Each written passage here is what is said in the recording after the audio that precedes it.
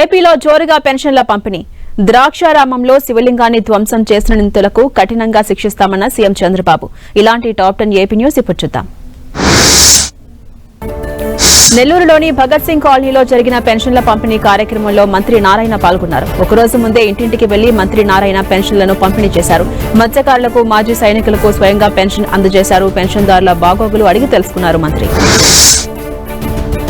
అనంతపురం జిల్లా రాయదుర్గం మున్సిపాలిటీలో స్థానిక ఎమ్మెల్యే ప్రభుత్వ విప్ కాల్వ శ్రీనివాసులు ఎన్టీఆర్ భరోసా పథకం కింద లబ్ధిదారుల ఇంటి వద్దకే వెళ్లి పెన్షన్లను పంపిణీ చేశారు.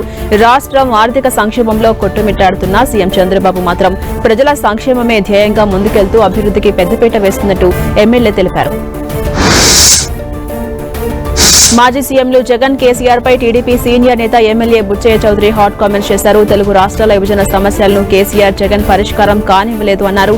జగన్ ఓ డిక్టేటర్ అని, గత 5 ఏళ్లలో వైసీపీ యొక్క పని కూడా పూర్తి కానివ్వలేదని తెలిపారు. సినిమా వాళ్ల ద్వారా పవన్ ను రెచ్చగొట్టాలని వైసీపీ చూస్తుందని విమర్శలు గుప్పించారు. అంబేద్కర్ కోనసీమ జిల్లా ద్రాక్షారామంలో గుర్తు తెలియని వ్యక్తులు శివలింగాన్ని ధ్వంసం చేయడంపై సీఎం చంద్రబాబు సీరియస్ అయ్యారు. దేవాదాయ శాఖ మంత్రి ఆనం రామనారాయణ రెడ్డితో మాట్లాడి వివరాలు తెలుసుకున్నారు. ఈ ఘటనకు బాధ్యులైన వారిని గుర్తించి కఠినంగా శిక్షించాలంటూ సీఎం ఆదేశాలు జారీ చేశారు.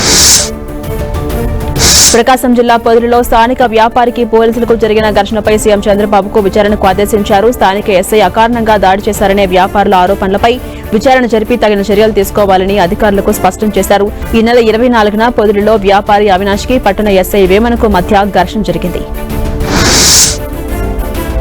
పెరుగుతున్న విద్యుత్ వినియోగానికి తగ్గట్టుగా విద్యుత్ ఉత్పత్తికి ప్రభుత్వం 6,000 కోట్లు ఖర్చు చేస్తున్నట్టుగా మంత్రి గొట్టిపాటి రవికుమార్ తెలిపారు. లో వోల్టేజ్ సమస్యలు నివారించి నాణ్యమైన విద్యుత్ ఇచ్చే దిశగా పెద్ద సబ్స్టేషన్ల నిర్మాణానికి నిధులు వెచ్చిస్తున్నామని తెలిపారు. అవసరాలకు తగ్గట్టు కొత్త సబ్స్టేషన్లు, లైన్ల ఏర్పాటు చేస్తున్నామని మంత్రి పేర్కొన్నారు.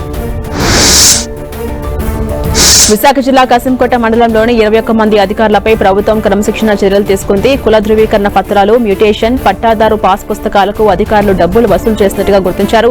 2020లో కసింకోట మండలంలో ఏసీబీ తనిఖీలు చేపట్టింది. 3 ప్రైవేటు వ్యక్తుల పని చేసినట్టు గుర్తించిన అధికారులు వారికి నెలవారీ జీతం చెల్లించినట్టుగా తేలింది.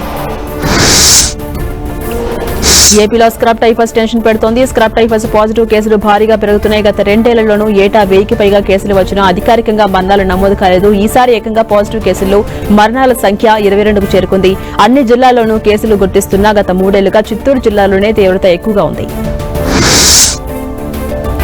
తిరుమలలో వైకుంఠ ద్వార దర్శనాలు కొనసాగుతున్నాయి. వచ్చే నెల 8 వరకు వైకుంఠ ద్వార దర్శనాలు జరగబోతున్నాయి. నేడు ఈ డిప్ టోకెన్ల ఉన్నటువంటి భక్తులకే స్వామివారి దర్శనానికి అనుమతి ఇస్తున్నారు. రేపు కూడా ఈ డిప్ టోకెన్లు ఉన్న భక్తులకు మాత్రమే దర్శనమిస్తారు.